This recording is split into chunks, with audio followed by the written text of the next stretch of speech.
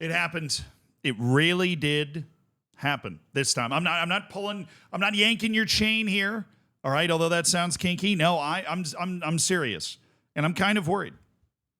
I'm kind of worried because the fact that this did happen means that my career as a content creator might be over. So if you have any ideas for any other jobs that I might be well suited for, like a battering ram or something, if you could send me those LinkedIn proposals, that would be great. Or other job searching websites, anything that you think would suit me. Because if I can't talk about Erik Ten Hag deserving to be fired, and if I can't talk about Manchester United needing to get a new coach, I just don't know what I'm going to do with this channel. I mean, honestly, am I going to have to talk about other actual coaches and other actual matches? Right? If I can't just talk about Manchester United, But no, seriously, Erik Ten Hag has been fired, and this is a sad day for all football fans that aren't rooting against Manchester United. Wait, what? It's a sad day for all of the fans that aren't rooting for Manchester United. That's what I meant to say. But let's look back in totality at what happened here. Okay, because Erik Ten Hag should have been fired at the end of last season.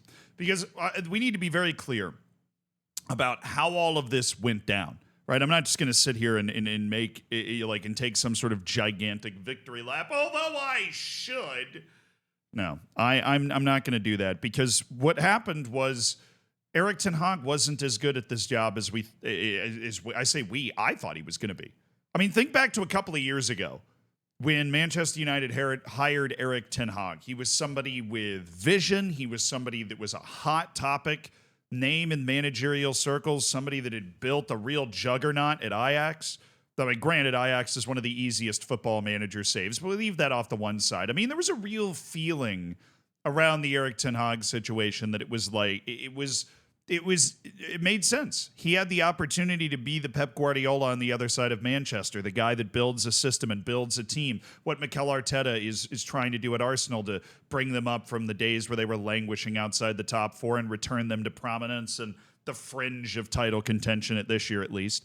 Right? But they have a system and an identity, and it feels like they're moving in the right direction. Manchester United has not felt like that the entire time Erik Ten Hag has been there.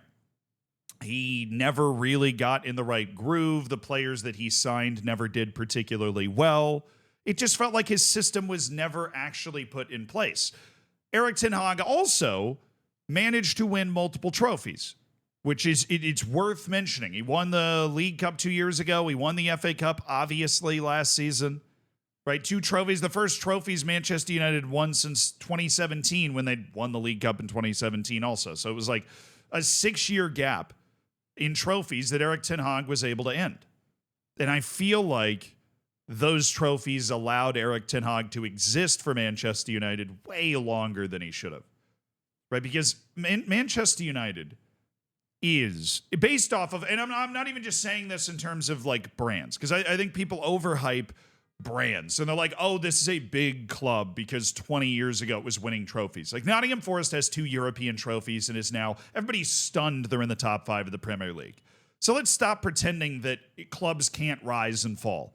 Here, they do. It happens all the time. It's happened since since a caveman kicked a ball across a cave, Cave FC against Plains FC. Well, nobody's talking about those teams anymore, although one of them was the world champion for a long time.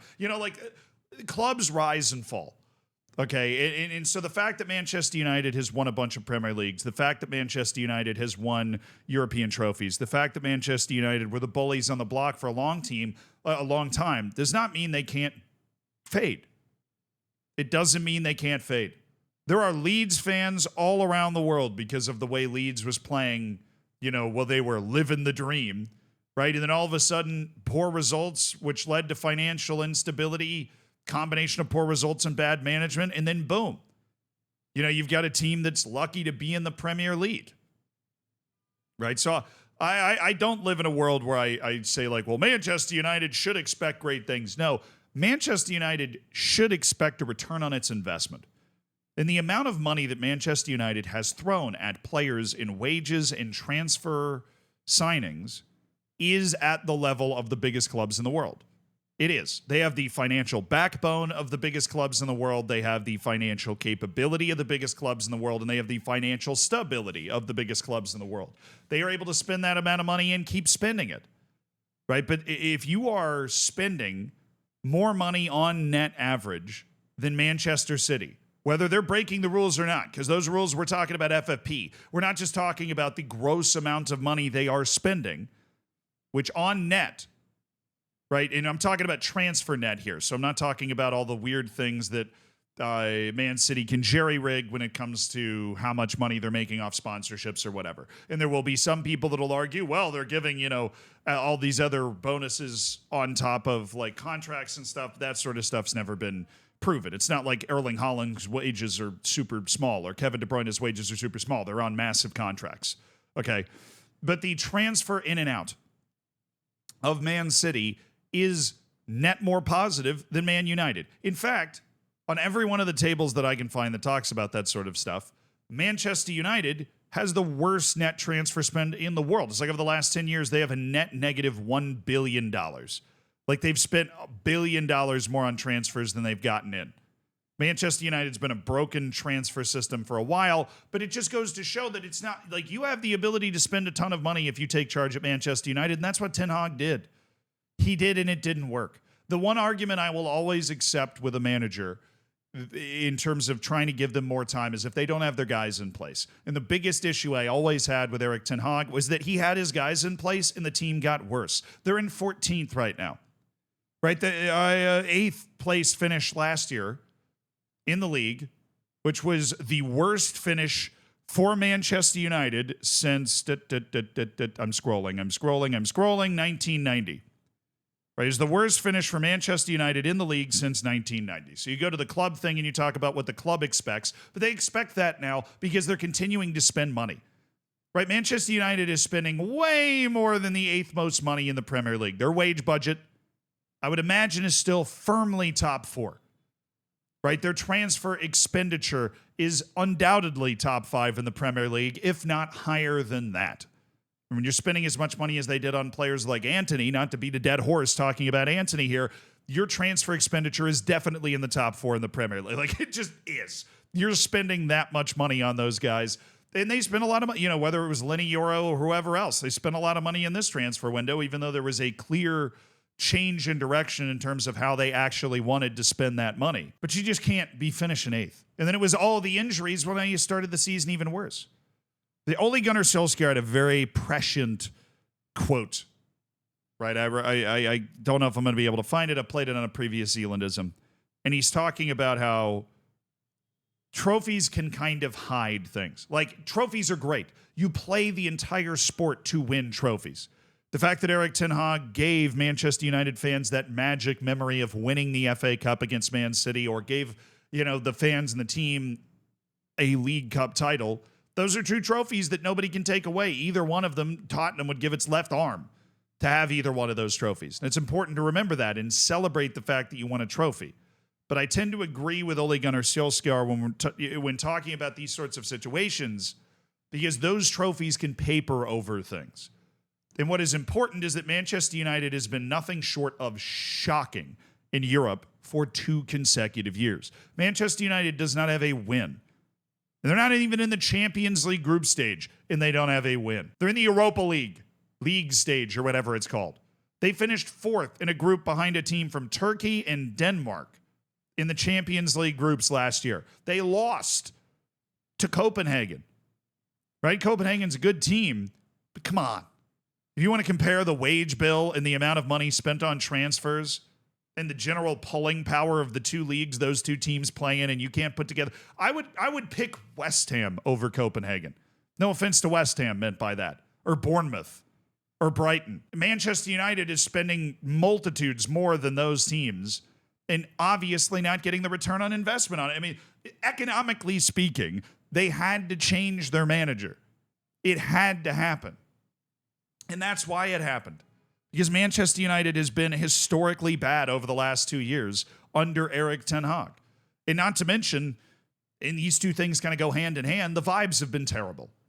right? The vibes have been absolutely terrible around Erik Ten Hag, whether it was the showdown with Jadon Sancho, who then went and played well, the weird showdown over David De Gea, who reminded everybody of that with, he tweeted out that emoji after the Ten Hag firing became announced. He didn't clarify what it was about, but I assumed it was about Ten Hag. People were saying it might be around about the Ballon d'Or, but I find that hard to believe. I don't believe that. Now, Erik Ten Hag couldn't maintain the vibes. He couldn't maintain the results. And he's gone. And people that are saying there's no manager out there that can replace him, no better option, Ruben Amorim would be the best option. I was saying that on stream today before it even became clear that Manchester United had probably been talking to Ruben Amorim for a couple of weeks at this point, maybe even longer. Maybe they'd even talked to him going into the summer, right? But the Ruben Amorim is, I think, the best option because you have to go with another guy like Ten Hag. Ten Hag didn't work, but you need somebody that could be the chosen one.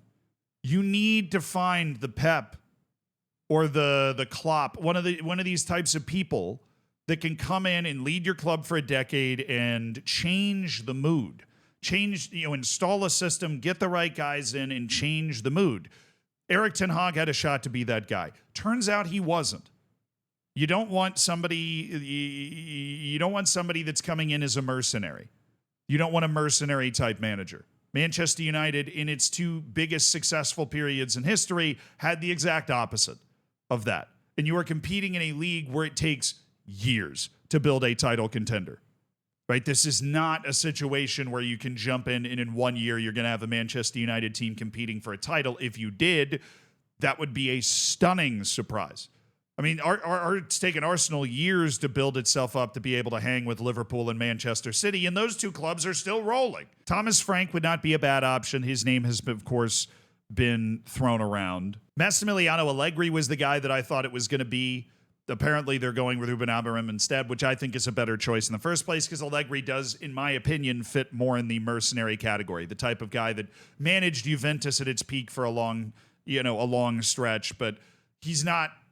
I don't know. I get that different kind of more volatile vibe from Allegri, and so I think Amorim is the right choice. And yeah, but the idea there aren't better options at manager out there is just wrong.